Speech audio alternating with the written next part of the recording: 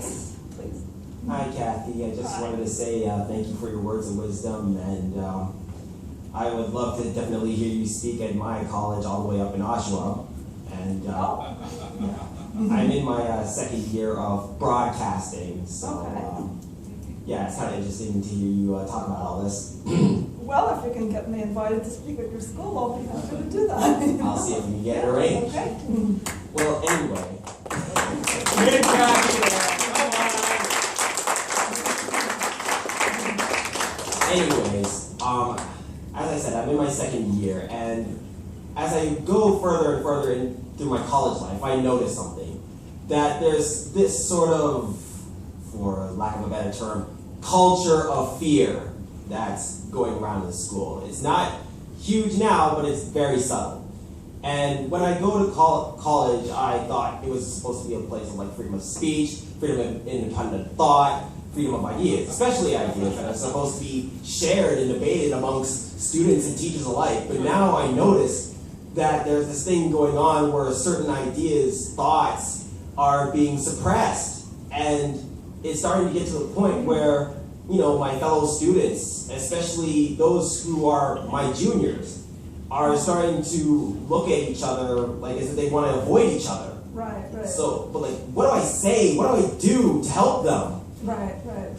Well, that's a really good point. And yeah, this is where actually my my Soviet background is actually relevant to this because, you know, I mean, I was only 16 when I left the Soviet Union, but I mean, that made me old enough to remember what it's like to be in a society where, you know, if your beliefs do not match the, you know, officially accepted view, you're kind of worried about talking to people because you never know if, you know, the person that you're talking to could be someone who could report you to the KGB, you know, and, you know, obviously the consequences here are much less drastic, you know, even if you get in trouble at school, you're not going to be sent to the gulag, but, you know, yet. But at the same time, it is really very dispiriting to see the same kind of culture take hold with political correctness, where people are wary of, you know, saying the wrong things, and they don't want to say what they really think because, you know, unless it's someone they know really well, you know, it could get them in trouble. I mean, I think that we really, I mean, how do we counteract the culture of fear? We speak, and, you know, and, you know, and sometimes I think you have to take risks. You know, if you get in trouble for expressing your opinion, you know, you can make it public. Fortunately, we have a lot of venues now to go public about it. And I mean, I think in terms of the academy, you really need an organization here. I mean, I don't know if FIRE would be open to like starting a Canadian chapter. Maybe you should talk to them about it. You know, I think that would be a great idea. It would be a little tough because, again, the law is not the same. FIRE in the United States works within the context of the First Amendment. So they're on very clear ground way in terms of, you know, the law is on their side. In Canada, it's much more complicated, but I think a Canadian chapter of FIRE would be a great idea. And you really need to talk to Greg Lukianoff and, you know, invite him to speak. I think that would be, you know, he's a great speaker. So, you know, that's my only recommendation. Yes. Hi, Cathy. When Cathy Young was in Moscow, right. The difference was that you guys knew the enemy, like you knew that you couldn't talk. Right. Whereas here, we think we can't identify the enemy, and I think you did a great job at laying out what the problem is. So my question is, you mentioned this group I named, Canadian Association for Gender Equality, you mentioned FIRE as directly dealing with these issues. So how do we practically address these issues is my question. How do we identify who the supporters are on one side, who the supporters are on the other side? Right. And so in a practical manner, Well, how do we reach out change to the narrative? people. I mean, I think reach out to people. I think it would be great to, you know, I mean, I think Cafe really needs to have a more of an online presence. You know, I think that We need more groups like that. I think, unfortunately, as I said, the discourse on gender often is dominated by the least productive voices on both sides. And I think that we just need to speak and, get more people involved and, reach out to people and kind of be the voice of reason. And, and I actually think, I know this is not a Gamergate event, but I think there are a lot of people here who are involved in Gamergate. And I really think it's a great movement in that sense because, I think for the most part it really has kind of kept the crazies who exist. I've run into them.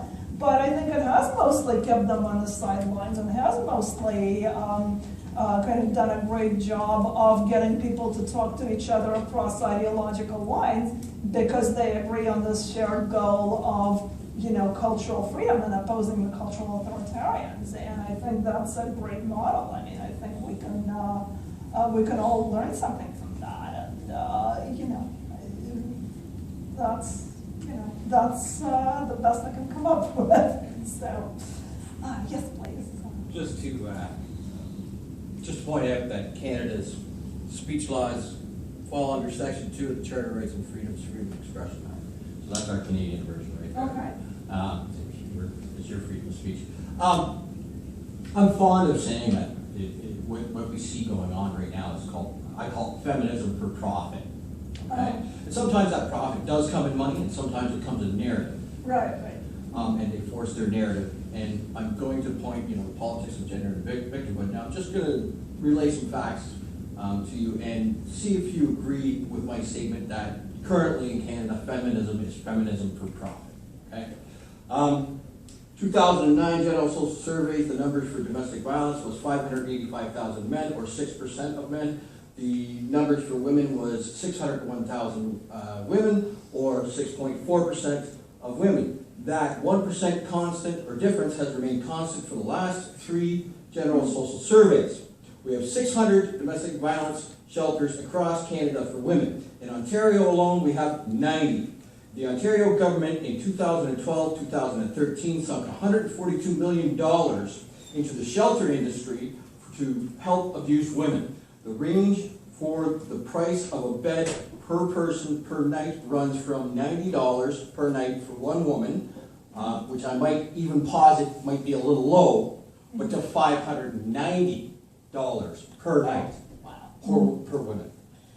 Now, does feminism for profit seem to fit that scenario?